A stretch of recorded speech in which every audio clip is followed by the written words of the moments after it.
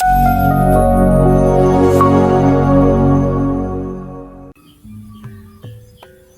pagi Bapak Ibu Guru hebat, salam dan bahagia. Saya Putu Ayu Anggraini, calon guru penggerak Angkatan 9 dari Kabupaten Buol, Provinsi Sulawesi Tengah. Saya akan menjelaskan dan memaparkan kesimpulan dan refleksi pengetahuan serta pengalaman baru yang dipelajari dari pemikiran Ki Hajar Dewantara pada modul 1.1, koneksi antara materi, kesimpulan, dan refleksi.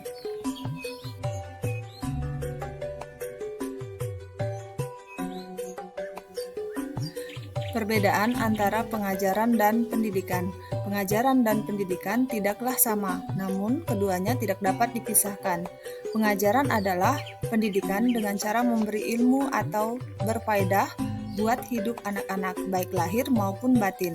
Sedangkan pendidikan adalah menuntun kodrat anak agar mereka dapat mencapai keselamatan dan kebahagiaan yang setinggi-tingginya, baik sebagai manusia maupun sebagai anggota masyarakat. Pendidikan juga diartikan sebagai tuntunan dalam hidup tumbuhnya anak-anak. Dalam proses menuntun disesuaikan dengan kodrat alam dan kodrat zaman.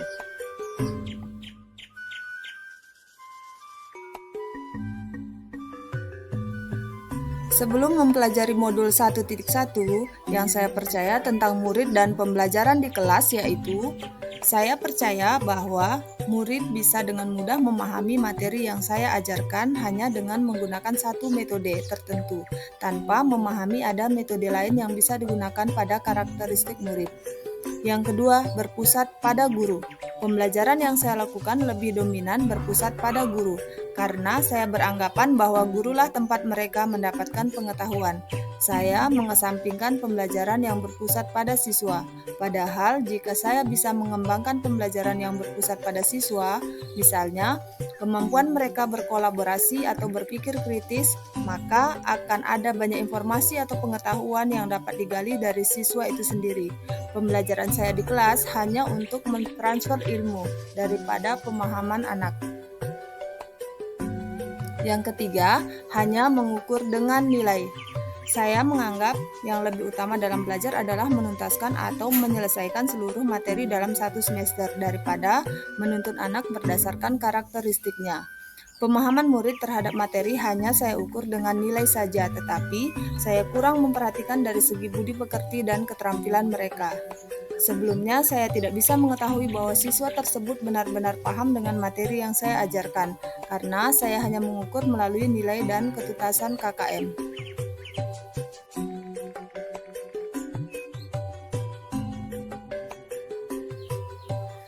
Setelah saya mempelajari modul 1.1 tentang pemikiran filosofis Ki Hajar Dewantara, saya mulai menyadari bahwa pembelajaran yang saya lakukan di dalam kelas masih banyak kekurangan dan masih banyak yang perlu saya rubah untuk mencapai tujuan pendidikan itu. Yang pertama, yang seharusnya saya lakukan adalah saya melakukan proses pembelajaran tidak hanya dengan satu metode yang monoton, melainkan saya bisa melakukannya dengan menggunakan berbagai metode yang bisa saya sesuaikan dengan karakteristik murid, sehingga bisa memenuhi semua karakter anak. Dan dengan demikian, apabila menggunakan metode yang mereka sukai, maka pembelajaran akan lebih aktif dan mereka akan memahami materi yang disampaikan. Yang kedua, pembelajaran yang saya lakukan sebaiknya bukan hanya sebatas mentransfer ilmu, karena apabila hanya sebatas mentransfer ilmu, maka mereka bisa melakukannya sendiri melalui berbagai media. Yang seharusnya saya lakukan adalah mengembangkan potensi mereka dan juga menanamkan budi pekerti anak, yang nantinya mereka tidak hanya pintar secara pengetahuan saja, tetapi mereka juga bisa memiliki karakter yang baik. Yang ketiga, pembelajaran yang berpusat pada siswa, di mana dengan melakukan pembelajaran ini setiap anak akan memiliki kebebasan dalam berekspresi, berkreasi, berpikir, serta mengeluarkan pendapat. Yang keempat, menghamba pada anak. Saya seharusnya menghormati dan menghargai setiap karakter murid, karena setiap murid adalah unik dan berharga. Semua murid memiliki potensi yang berbeda-beda. Saya tidak boleh hanya terjebak pada aspek kognitif saja, atau mengukur kemampuan murid hanya berdasarkan pada nilai.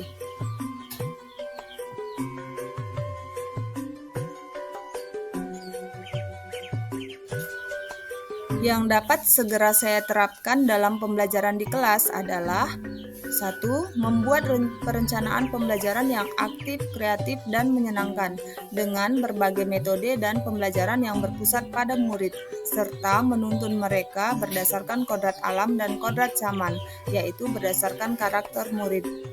Yang kedua, sebaiknya saya menerapkan pembelajaran sesuai dengan perkembangan zaman, yaitu pembelajaran abad 21, di mana murid diharapkan dapat berpikir kritis, kreatif, berkomunikasi, dan berkolaborasi. Yang ketiga, sebagai guru, saya harus menerapkan 3 semboyan dari Bapak Ki Hajar Dewantara, yaitu Ing Harso Sung Tuludo, Ing Madio Mangun Karso, dan Tuturi Handayani, yaitu bisa memberikan teladan, memberi semangat, dan juga motivasi atau dorongan kepada murid, dimulai dari pembiasaan yang baik dari diri saya sendiri. Demikian kesimpulan dan refleksi saya terhadap pemikiran Ki Hajar Dewantara. Semoga kita bisa menjadi guru yang menuntun murid agar selamat dan bahagia, selamat raganya dan bahagia jiwanya.